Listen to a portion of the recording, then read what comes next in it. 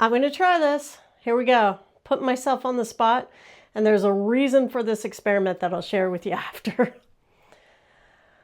I'm a coach who loves working with visionary creatives. Okay. There we go. Let's try that again. I'm going to get grounded. I'm going to take a deep breath in. I'm going to feel this paper in my hands.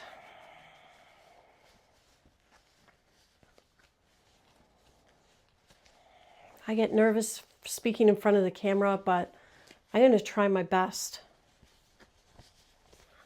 And I got these cue cards to help support me.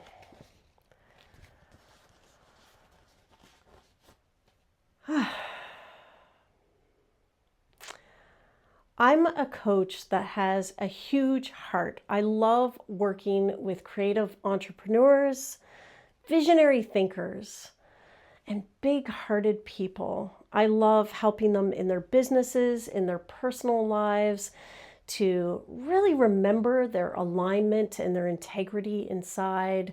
I like helping them spark to start something really special. I love helping them find meaning in their lives if they're feeling stuck in their day jobs. I love helping people feel that soulful momentum that helps build their confidence and make life feel joyful and exciting again. So what the heck was that about, Roz? Hear me out. I was in a group setting. I was on a Zoom call for a business group I'm a part of that I love, the Business Circle with Gina Keeping. And Gina was asking me to pitch my business, pitch my coaching business. And she was, my potential client. We're kind of doing some role playing. And I totally froze. I so froze that there was nothing I could think of to actually talk about my business that I'm super excited about and love. And I could not. No matter what I did, I could not talk about my business. I actually just started bawling, and I cried for hours after that. I had felt like I had completely let the group down. I felt like I was wasting their time. I felt like I was being too emotional. I felt like Gina was no longer going to take me seriously in my business. I thought maybe she'd think I was unstable. Just all of the things that I was telling myself were so friggin' mean. And the thing is, I'd be totally lying if I didn't share that I have this experience often where I'm in a group and I feel frozen. I'm usually the last one to put up my hand to speak. When there's everybody sharing, I'm always the last person who will actually share. I just get so nervous to share my own thoughts and opinions and observations. There's just something about it that feels really unsafe, and I get all caught up in how I'm going to let people down.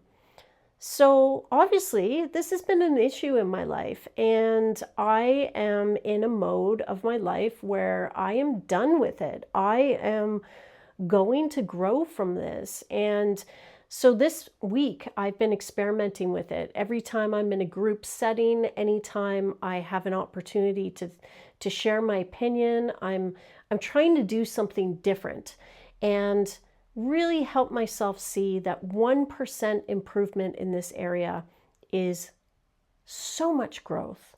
It's exponential growth. And these are some of the tips that I've been using to help me with this, in case maybe you can relate to this feeling of often getting frozen when you are in a group setting and having to speak up about what you think or feel, or, just any of that stuff. Here's the first one. And this one really helps me. I have these sheets of paper in front of me during Zoom calls, and I'll just jot down ideas as people are speaking, things that I'm thinking about, just helping me really stay present in the group.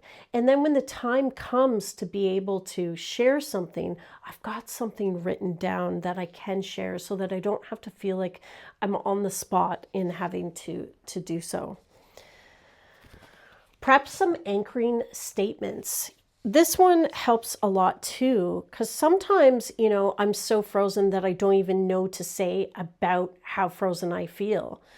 So I'll write down on my cue cards, I'm a little nervous, but I'm going to try my best. Or let me pause for a sec to gather my thoughts. And this will buy me time to be able to read these statements out, and it'll show my inner confidence. And it just helps regulate the energy in the room when we can all sense that something doesn't feel right. Because I don't want others to feel uncomfortable, but I want to at least help address the fact that there's this elephant in the room. I'm feeling nervous. And here's part of that too. Name what's happening, silently or out loud. So if you are feeling really frozen, it's okay to name that. And sometimes when we name that, it can really help us recognize that we're not letting anyone down. It's just something that we're experiencing in the moment. It could be something as simple as, wow, I just froze. I must really care about this. I'm feeling nervous. Naming the freeze can take away that shame that we feel inside, and it can help ground us. Use the power of the pause. I know how to do this so well in my music, but definitely in, group settings, it's a little bit different. So what I do is I remind myself that silence isn't failure. I don't have to answer right away. I can take some time. I'm not wasting everybody's time by taking some time. If anything, a short pause will make my words land more powerfully in the group. Choose a sensory anchor. Often for me, this is either like my hand on my heart, or it's like getting grounded with my feet, or feeling my seat in the chair. Maybe it's like taking a deep breath and just feeling how that breath fills in my body. And sometimes it could be like squeezing my thighs. Whatever you can do to let your body know that you're here and that you're okay is so important. I wish I had really focused on this one last week. Shift from performing to connecting. Because I really, in that moment, felt like I was being forced to perform, forced to do something that I didn't feel comfortable doing, and also that didn't feel authentic and true to me in that moment. I didn't want to play make-believe. I wanted to just have a meaningful conversation with somebody about my coaching. But the thing is, when I really look at what happened there, it was that I was not wanting to let Gina down. I almost wanted to impress her. Instead, if I could have thought to myself, how can I connect with just one person here? Is there anybody in the room that I feel like I feel super comfortable with, that I'm not, letting down? Maybe it would have softened the pressure, and maybe it would have helped me be more present. Because, that's the thing. The facilitator who's asking us the question, they're not putting us on the spot to make us feel bad. They're actually putting us on the spot because they want to help us. Yet when we're in that moment and we feel like we're letting somebody down, it's just a downward spiral that just doesn't seem to work. And this is along the same lines. Don't chase smart, chase real. When we freeze, we're often trying to say the right thing or the impressive thing. And we need to let that go. And instead, be our true, authentic selves who have brilliant ideas. You have brilliant ideas. I have brilliant ideas. It's like, I've got some good stuff in there. So can I just be simple about it? And even if it seems like to me it's going to sound stupid, why not dare to say the thing that seems stupid?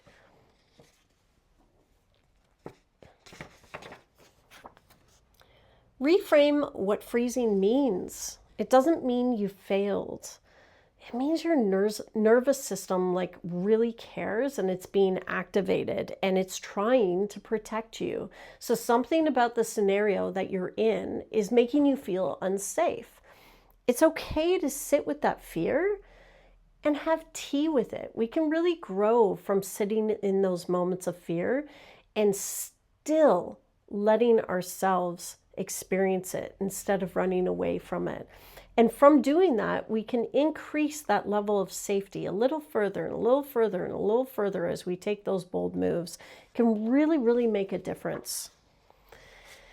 And when you get through that frozen experience, whether you totally flopped it or you improved 1% or maybe you improved 100%, celebrate.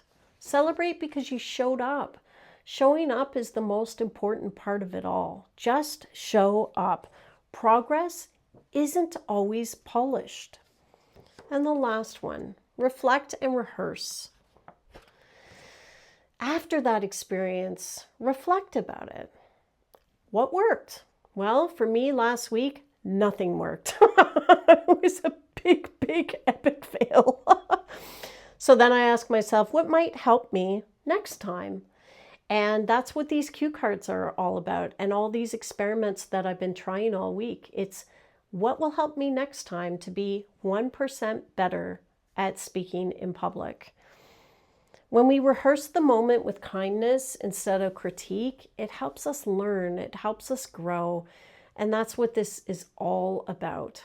So I really invite you this week, if you're the type of person like me that gets super nervous speaking in public, just try on some of these things and realize that even if you've done just 1% better by showing up, that's huge improvement, and you should definitely celebrate that. I'm here to celebrate you all the time and sending you so much love. Have an incredible day. You deserve it.